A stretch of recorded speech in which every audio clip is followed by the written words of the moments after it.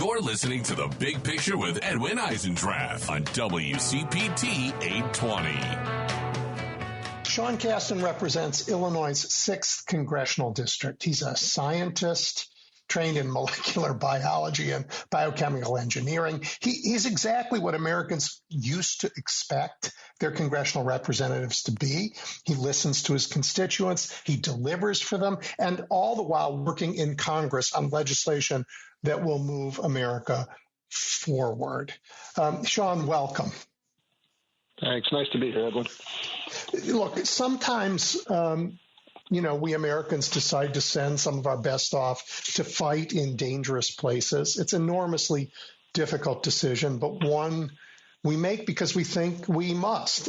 Today, one of those dangerous places is where we sent you. It's Congress. So let me start by thanking you for working every day and working, in a manner that exemplifies that body's role as sort of first among the branches that enable American democracy. That's not easy today. Well, you're very kind, but I pinch myself every day that I get to do this job, and I'm always reminded of what Steny Hoyer told us when I was coming in 19, and he took all of us incoming freshmen, and he stood outside the Capitol Dome, and he said, if you ever don't get the chills when you walk into that building, thinking about everybody who served here before and that you get to have this job, then it's time to hang it up. And I still get those chills every day. Yeah. When I go to Washington and I see the Capitol, I feel that way too, but I also now see January 6th when I look at it. So it's a complicated time for sure. Well, I joke sometimes, and it's maybe it's not a funny joke, that the great thing our founders gave us was a representative democracy, and the terrible thing our founders gave us was a representative democracy, because we have a mix of wonderful people and talented people and smart people, and we also have people like Matt Gaetz who traffic children, and we have them in rough proportion to the proportion they exist in society, I suppose. Oh, I hope that's not true. I hope you have them in a higher proportion due to things like gerrymandering. And I think you do. I think America is a far more decent place than the majority in Congress. Well, that was our founders' bet, wasn't it? Yeah.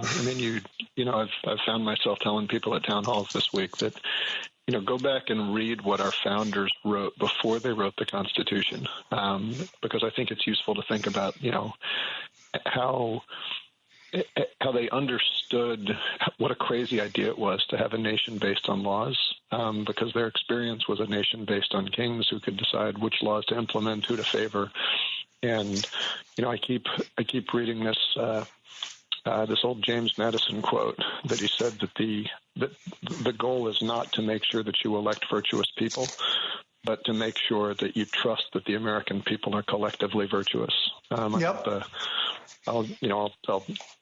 says we can't depend on the virtue of our leaders. We can't put confidence in that, but we have to put trust in the people who choose them. Yeah. That's the bet. That's the bet of a representative democracy based on rule of law, right? It sure is. And I think we all need to remind ourselves not only that the people we like, who voted for the people we like, are virtuous, but trust that the broader electorate also shares that virtue. Yeah, and we have to encourage it in all of us. Let's talk about the cap and trade bill you just put in. So this is a bill that I've probably been working on in some form for 20 years, long before I ever came to Congress. I had been involved in some clean energy groups in New England when the Regional Greenhouse Gas Initiative, or RGGI, was being developed, and we were pushing for this kind of idea. And it is a bill to regulate the price of carbon, but CO2 emissions, that is. But we wanted to be informed first by the good policies that we have historically passed in this country that actually created cap-and-trade structures. And I would point out they were passed by the Reagan White House. The Montreal Protocol that closed the ozone hole was a cap-and-trade structure. the George H.W. Bush White House then extended that model to the acid rain trading program. The reason we still have maple sugar in New England is because of that program, because it massively cut down on acid rain pollution.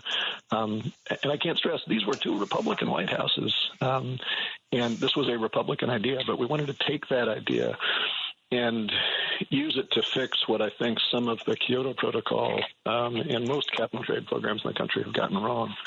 And specifically, the newer versions of cap and trade have gotten stuck in this political problem of how to set the cap. The idea behind the cap and trade is you say there's a certain amount of CO2 that's being emitted every year. We're going to cap it at that level, and we're going to ratchet down over time. As we should. That's the right way to do it. But once you go to saying, okay, for everybody who has a permit to pollute, how much of that cap do we apply to you? You're in a horrible political problem, because every polluter will tell you that they can't possibly reduce beyond their current levels. They need a bigger cap to account for unplanned surprises. And so whether in the New England program or in the international program in Kyoto, we have ended up massively over-allocating the right to pollute, which has kept the actual prices you get paid for reducing pollution way too low, because the market was flooded with free pollution rights. So what we've done in our bill, modeled on what happened in some of these earlier iterations, is to tie your right to pollute not to what you've historically done, but to the amount of useful energy you produce in a given year. The term of art in environmental policy is an output-based emission standard. So instead of being told you can pollute this many tons per year, we say a power plant could pollute this many tons per megawatt hour of useful electricity that they produce. Or, an industrial facility can pollute this many tons per million BTU of useful thermal energy they produce. And so what that does is says if you are providing something that people need, electricity, light, heat, then you'll get a pollution right pro rata with how much useful stuff you generate. And what you did historically, is what it is. But we'll set the level at the average historic level. So, as of right now, the United States power sector produces about 800 pounds, a little over 800 pounds of CO2 per megawatt hour. Average coal plant produces about 2,000 pounds. The best gas plants produce a little over 700. And so if you put this in place right now, the best gas plants would have 100 pounds to sell for every megawatt hour they generate. The typical coal plants would have to buy 1,200. And, of course, if you have a solar panel, you'd have 800 to sell. And so by ratcheting down that level, number one, you don't get caught up in the politics of historic pollution levels. But number two, you don't change the price of energy, because the net amount paid by people who produce too much and the net amount received by people who produce below that level is all tied to the megawatt hours. So we're still producing the same number of megawatt hours. We're just transferring wealth behind the meter, if you will, from the dirty guys to the clean guys. This is, I guess, the third term I've introduced this. We've steadily tweaked with getting input from outside folks. And, in this Congress, where the Republican Party is committed to raising the price of energy and running away from clean things, I'm not hugely optimistic. But if we can get a Republican Party back that likes what Ronald Reagan and George H.W. Bush did, maybe there's a way to bring this forward. And just before we get into the politics of it, over time, those levels change, right? The credits change because you're hoping to help phase out carbon problems, aren't you? So, yes, that's exactly right. So what we've done is to say, and it gets complicated because the electric sector is not the only sector that's covered in this. But if we just look at this just from an electric sector, if the allowance was 800 pounds per megawatt hour this year, we then ratchet that down linearly to zero in 20 years. And there's some adjustments to the formula in case you have leakage to other sectors. Maybe we start, shifting electricity generation or shifting fuel combustion overseas by exporting natural gas, and we're actually like making things worse. So there's some corrections to take advantage of that. But basically, the structure says we're going to take that 800 number, take it to zero in 20 years. Yeah, a straight line. So that so that if you're, essentially a straight line with some corrections for unforeseen circumstances. Yep. And then part of what we did is there's this truth that I think we always need to remind people that clean energy and cheap energy are synonymous. The reason why the fossil sector doesn't like renewable energy is not because it's clean, it's because it's cheap and they can't compete against cheap. And anybody who has a solar panel on their roof knows this, because no one with a solar panel on their roof goes to bed at night and says, I better look at what power prices are tomorrow and see if it makes sense for me to run my solar array. Mm-hmm. Everybody who owns a coal plant has somebody whose job is to look at what the power price is the next day and see if they can make money given the current price of coal running that power plant. Yeah. So because of that, what we really want to do in clean energy policy is deploy clean energy. Once it's deployed, we don't have to really worry very much about whether it's going to operate because it has zero marginal operating cost. So what we've done to try to bring Go ahead. To try to bring that forward in this is to say that even though the allocation will slope down over the next 20 years, if two power plants enter into a long-term contract of at least 10 years, they can lock in this year's level. So the idea is that a coal plant who, in my example, would have to buy 1,200 pounds this year to comply, will say, you sign a 10-year contract with a solar array, you can lock in that you only have to buy 1,200 for the next 10 years. Meanwhile, the solar plant, who maybe they have 800 pounds of this year, and then they have 750 the next year, and then 700, they can lock in 800 pounds of revenue. So give both of those players an incentive to create revenue and cost certainty so that we can accelerate the deployment of clean energy and accelerate a grid that has more and more sources that are cheaper than coal. And it's an interesting dynamic, because what that ends up doing is turns the coal plant into a credit risk. Because if you're the solar plant and the coal facility says, I'm willing to sell you 1,200 pounds per megawatt hour 5 years from now, the solar array is going to say, well, how do I know you're going to generate a megawatt hour 5 years from now? Because you may not be economic anymore, right? But that's a good thing. But the idea is let's accelerate, and that's part of why I said that there's some scenarios where it's not a straight line decline, because I think if markets do what markets will do, the decline will be much faster.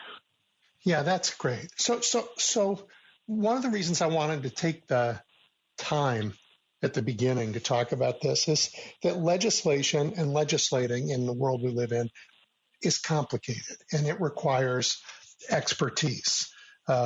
It's not the same thing as the sort of knee-jerk policy making we hear. We don't like, you pick it, whatever the target of the day is. So we're going to pass a law saying, right? You can't just pass a law saying, we're not going to have carbon pollution anymore. That's not how the world works. You have to do something that's thoughtful and difficult. So now let's get to the politics around this. And I want to ask this next question carefully and respectfully, because I love the work that you're doing. But it's a difficult question, because for passage, the bill requires a Congress that puts our future ahead of the fossil fuel companies' profits. We don't have that. To become law, it requires the signature of a president who's sane. We don't have that. To be implemented, it requires an EPA staffed with technically skilled experts who are empowered to regulate. Those experts are being fired, and the Supreme Court made it a lot harder for them to regulate in their last term. And I guess I want to ask you this. Before we get to how you're going to get it passed in the future, do you feel like sometimes you are, I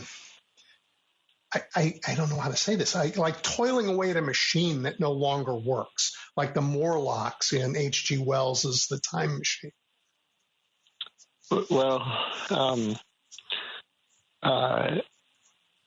sometimes. Yeah.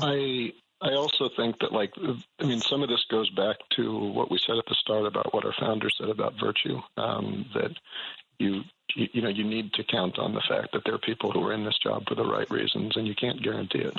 And so you have to work with, you can complain about the cards you got dealt, but you got to play the cards that you got dealt.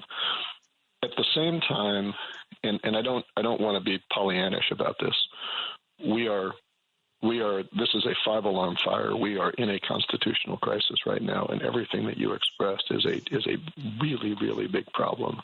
And I go to sleep at night and I wake up in the morning fearful of whether our democracy is going to survive. I'm not trying to sugarcoat that at all.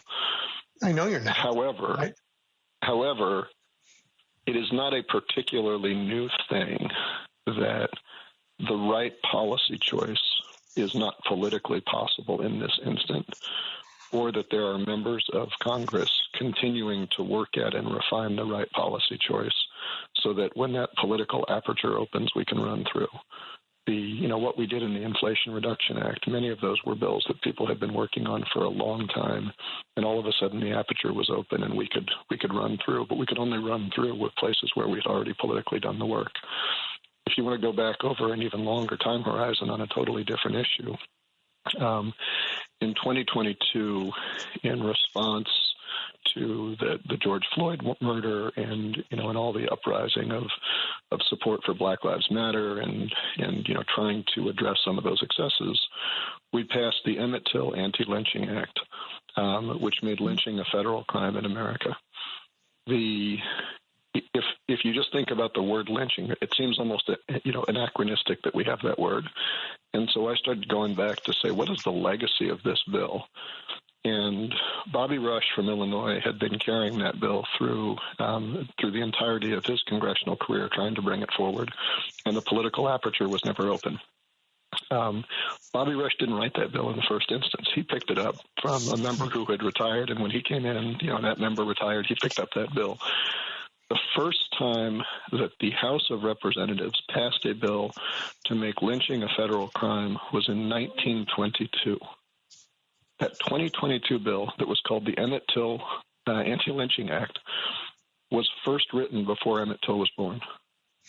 It took the Senate 100 years to break cloture, which is to say it took the Senate 100 years between when that bill passed the House and when we finally passed it into law for the Senate to decide we should even have a vote in the Senate on whether lynching is bad.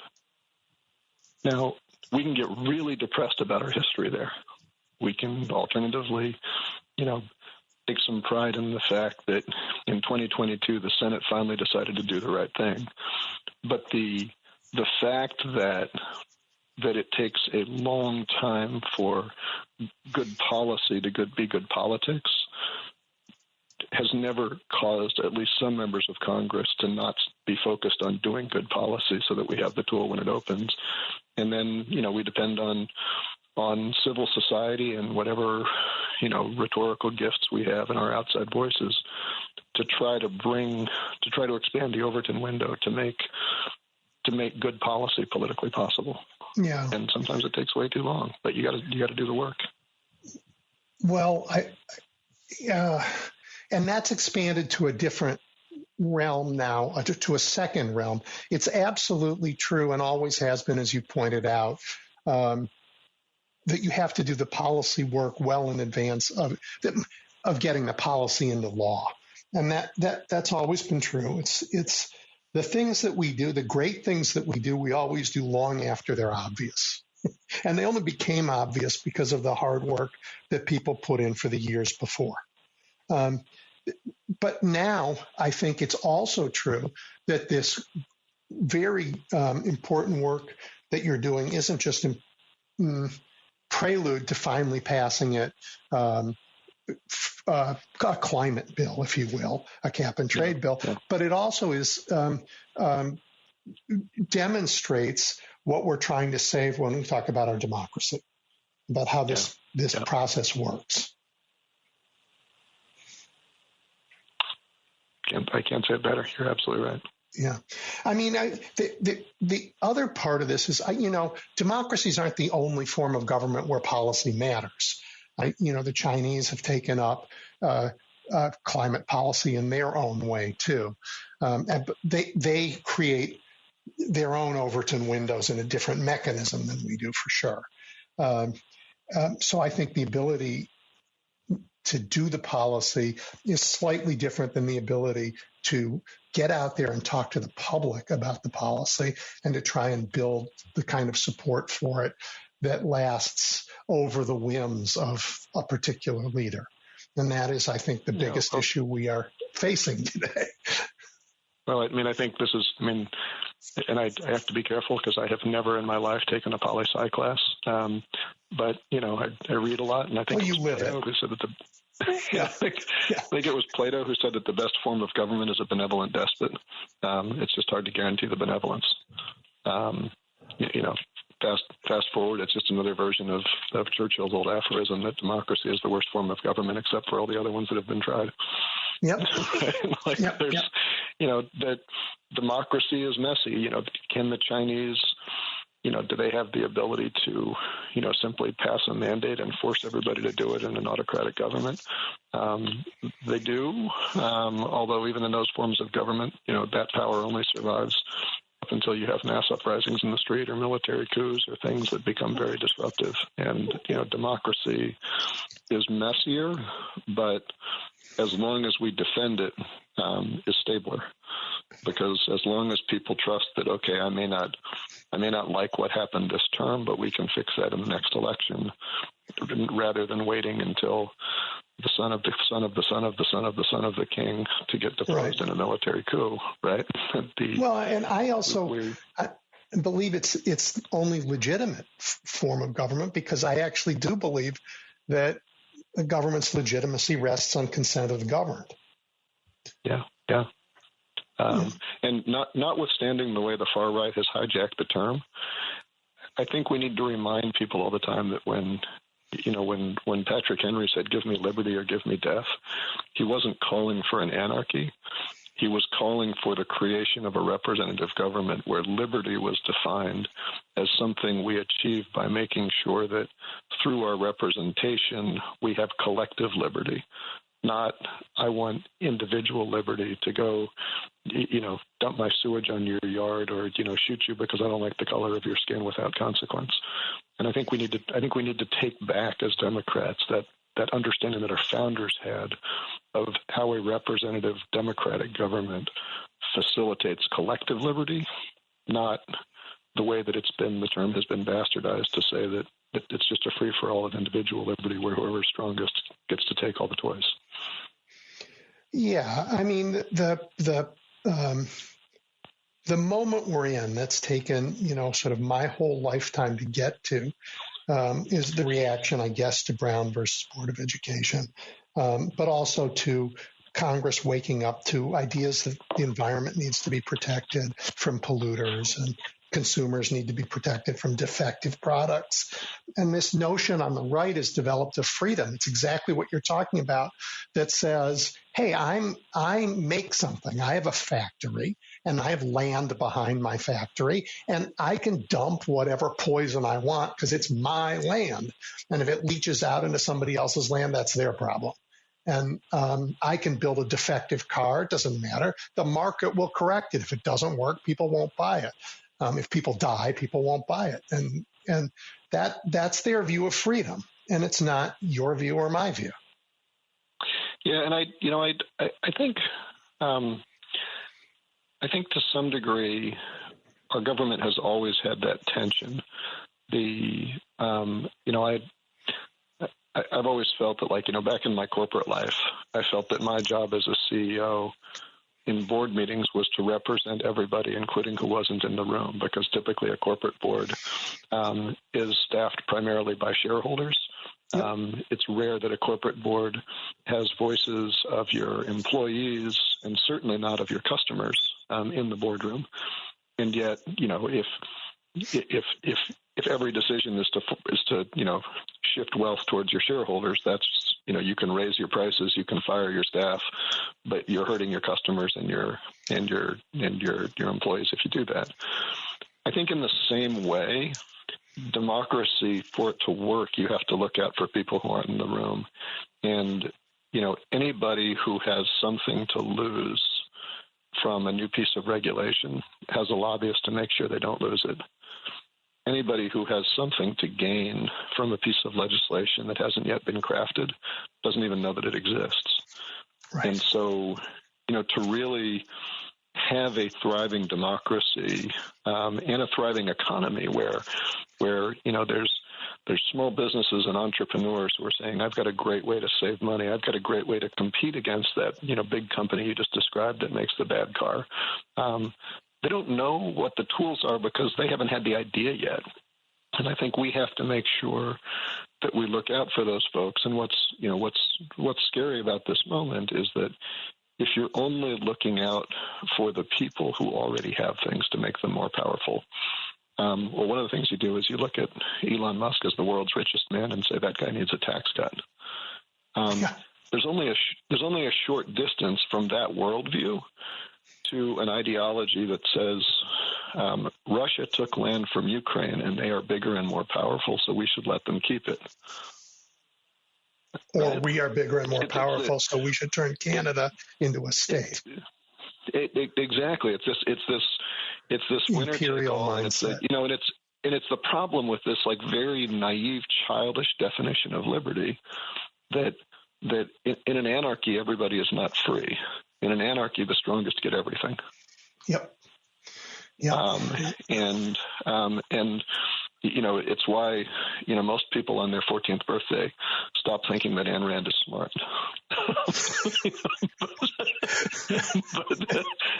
but you live with a different group of people than I do. Most people haven't read Ayn Rand to begin with, and I'm glad at that, at least.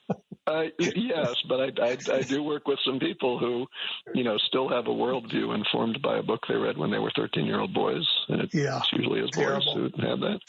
And it's science fiction. It's not the way that human nature actually works. No. I don't want to live in a world where the answers to most questions are political. But today, courtesy of, MAGA and this president determined to replace, our rule of law with one man rule, I guess we're in that world where, you wrote to your constituents a letter called, I think it was called My Plan for the Trump administration. So talk a little bit about that and not just what it says, but why it was important to write down. So part of this is because we are just getting swamped with phone calls with, I think virtually every phone call to our office is somewhere on a continuum between anger and fear. And I represent a very purple district. I think Kamala only won my district by 3 points. So you would expect in a district like this, we'd be getting, some significant number of phone calls saying, I really appreciate what Trump is doing. It's not happening. And I think what the Trump administration is trying to do is to encourage people who are on that continuum between fear and anger that they stay closer to fear, because fear is paralyzing, particularly as we approach, martial law, and you've seen some of the threats, the way they're pushing these things. If they can convince you that if you stand up individually, they will see you and they will take you down, then they can paralyze you into inaction. Mm-hmm. The only way that we get past that is to inspire people to stand up collectively. And so a part of this was to say, let's point out the things that we have done, even from the minority where our tools are limited, but we've done things like, forcing the release of Matt Gaetz's ethics report to prevent him from becoming the Attorney General. Thank God. I don't know. As we learn more and more about Pam Bondi, I'm getting fewer and fewer thanks for that. But but to share that, not to brag about it, but to point out to people that even in these moments, you can do things that invite incoming fire and live to fight another day, because that courage becomes contagious. To share, the work we've been doing with outside groups to pursue litigation strategies. Jamie Raskin is heading up this group, but it was this handful of it who were part of a Project 2025 working group before the election who have now become our House Democrats' Rapid Response Task Force. And among the things we're doing is working with outside groups to prepare litigation against what the Trump administration is doing. Mm-hmm. I may have these numbers slightly off, but I think the numbers that Jamie shared with me yesterday was that we have worked with groups that have filed 126 cases, and 46 of those, the judges have issued temporary restraining orders blocking what the Trump administration was doing. Of the balance, some of them have not yet ruled. In some cases, the courts ruled that this particular issue was not yet ripe, but come along when, X, Y, or Z happens. In some cases, the courts have ruled that the party filing did not have standing in the court. But in no cases have the courts ruled unilaterally in the Trump administration's favor. And so, let's get people understanding that. Let's make sure that people know that we can be a resource. So if you, in fact, find yourself in a position where the government of the United States is not honoring the laws of the United States in a contractual relationship with you, reach out to our office. We'll do our best to connect you with folks where you might, be able to engage as a party in this litigation, make sure that you get protection. And I guess that brings sort of to the last thing, which everybody always asks, well, what can I do, right? Because we are in a constitutional crisis, not just the Democrats, not just the Republicans, and certainly not just the 270 elected Democrats in Washington. All of us as Americans are in a constitutional crisis. And we will get out of this quickly if we collectively rise up to stop it. And, so what are all the things that people could do to, in John Lewis's famous phrase, go make some good trouble. Good trouble, yeah. We talk about that a lot on this show. Before we get to some good trouble, I want to ask you about one of those entities that needs protection that I fear you have not been able to help, and I'm not sure what the answer is, but I know it's important to you. I worry that, for a long time, the future was invented in the United States. And that's led to our dominance in all kinds of industries and in medicine, in science, in business. This attack on higher education is closing labs, is unemploying an entire generation of postdocs and grad students, particularly in sciences. We will lose, it's like the Cultural Revolution in China. We'll lose a generation of leadership and of progress at a time when science is accelerating so fast that we may never, ever catch up again. And what can we do to salvage research and what's going on in this attack on higher ed? So I first want to make it very clear what the Trump administration is doing is illegal and unconstitutional. And if we assume that the Constitution doesn't matter and that the laws don't bind us, there's virtually nothing we can do because we're up against a tyrant, an unchecked tyrant. I'm not suggesting we give up, but I think we need to understand that we can't lose sight of the fact that Congress passes the laws and the executive branch executes those laws. Period. Full stop. That is the story.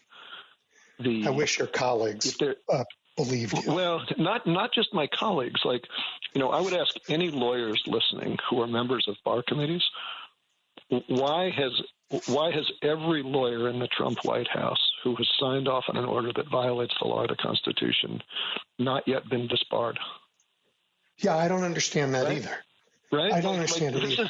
And that's part of what I mean by people need to collectively stand up and not fear that they're going to get recourse, because some lawyer wrote the executive order that said we're going to no longer we're going to get rid of birthright citizenship, which is the plain text of Section 1 of the 14th Amendment. Why does that lawyer still have a job? Why is that lawyer still allowed in any court in the country, right? And we collectively, all of us, have tools to affect that. To get them to to try to be, a little bit more, prescriptive, because I'm obviously toughening my tone. I'm not giving up. the attacks on education and intelligence broadly are unfortunately deep in the rot of the elected Republican Party. There has been a hostility to public education for a long time.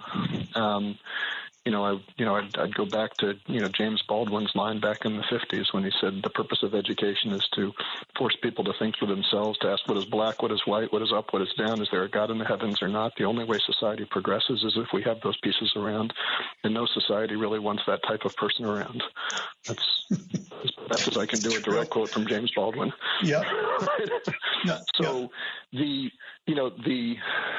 commitment that the United States made, first, back at the turn of the last century, and then, certainly ramping up after post-World War II, to make sure that every American had access to a good K-12 education and then a premier research institution is a fundamentally progressive idea. It is fundamentally a bet on making the future different than where we were before, and is deeply opposed by a lowercase c conservative ideology that says I don't want things to change, right? And that's scary and threatening, and I think we can get that, and we can empathize with it. I mean, we all know someone in our life who has a job that technology made obsolete, and as much as we can tell ourselves some story that in aggregate technology creates more jobs than it destroys, which it always has, it almost never creates jobs for the people it displaces, right? And so I think it's important to be sensitive and empathize with that. But if we don't, if we in the United States are not the country that's pushing science forward anymore, who steps into that void? And I can virtually guarantee we're not going to be happy with that answer. No. Because change doesn't stop. The question is who can at least put their hand on the future and guide it a little bit. Exactly, and frankly, it's not just a question of like where is scientific research going to happen, but think about like the human side of this. If you are the next generation's Thomas Edison, Nikola Tesla, one of these, Benjamin Franklin, and you have a great idea, and you're getting out of college and you want to deploy your idea. For a long time, the United States was where you wanted to be. If you're getting out of college today and you look at the Trump administration, and you've got, one offer to go to work in the United States, which has apparently, decided to put vaccine deniers in charge of HHS and, and complete idiots in charge of our scientific agencies. And you've instead got an offer to go to work in Canada or China. Yep. Where do you go, right? I mean, how much of what we created after World War II was because we attracted all of these German scientists to come to the United States because they didn't feel like they could do what they ethically wanted to do in Germany. Right. Our whole space program, for sure. Yeah, exactly. In Illinois, you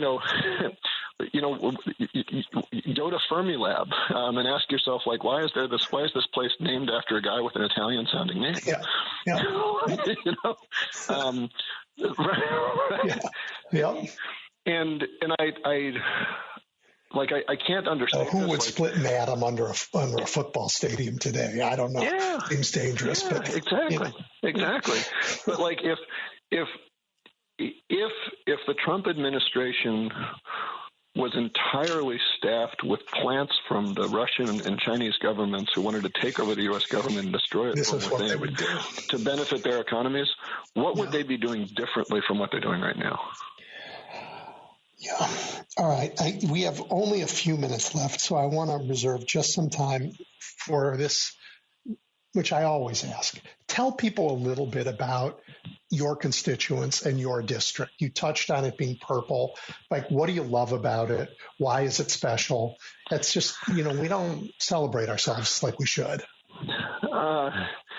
So I love the question. So I spent the first 2 terms of my congressional career representing a district that had been gerrymandered to be the Republican vote sink in 2010. Yep.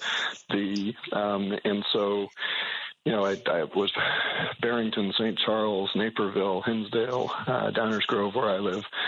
And, fairly white, fairly highly educated, fairly affluent, the kind of people who once upon a time were the bedrock of the Republican Party.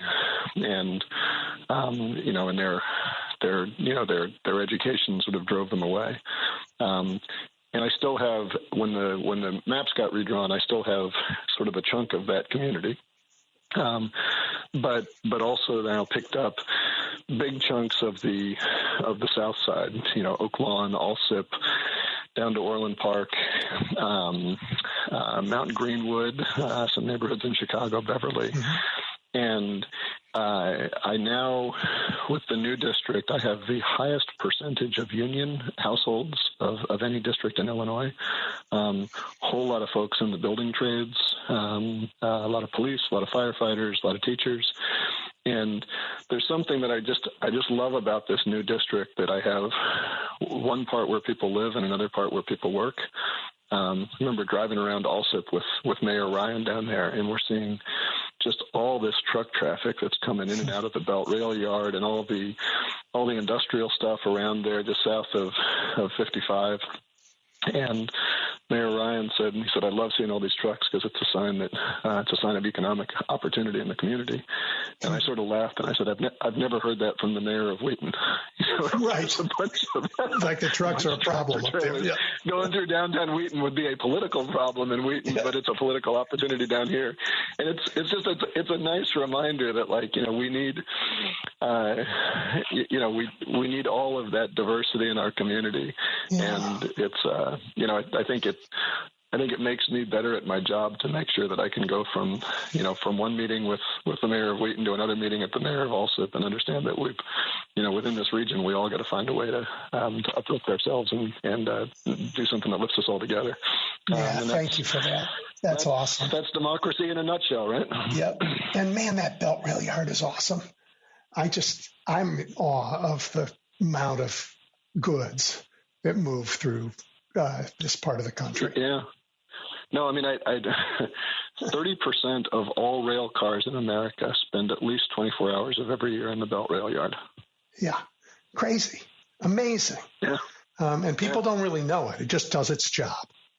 Well, people know it as the thing that slows up traffic. But better to be in the place where lots of industrial activity is making it hard for you to get across town than to live in a ghost town that's easy to drive across, right? Yep. Well, thank you for your time today and for the amazing work, not just the committee work that requires expertise, but the work to remind everybody what Thomas Paine meant in common sense, that we should still have some, and that it resides in our people, and that ultimately we'll do the right thing. Well, and, if you're going to close with Thomas Paine, our great title is As Americans. Our lesser one varies by the place. It is by our great title we are known as abroad, and by our lesser title we are known at home. Yeah. Just keep in mind, we are all Americans. We're not red states and blue states, not to sound like Obama, but we got to stay united, that we're all in this together. Paine got it in 1776, and it's still true. Yep. Thank you so much. Really appreciate it. Thank you. Bye. Take care, Edwin.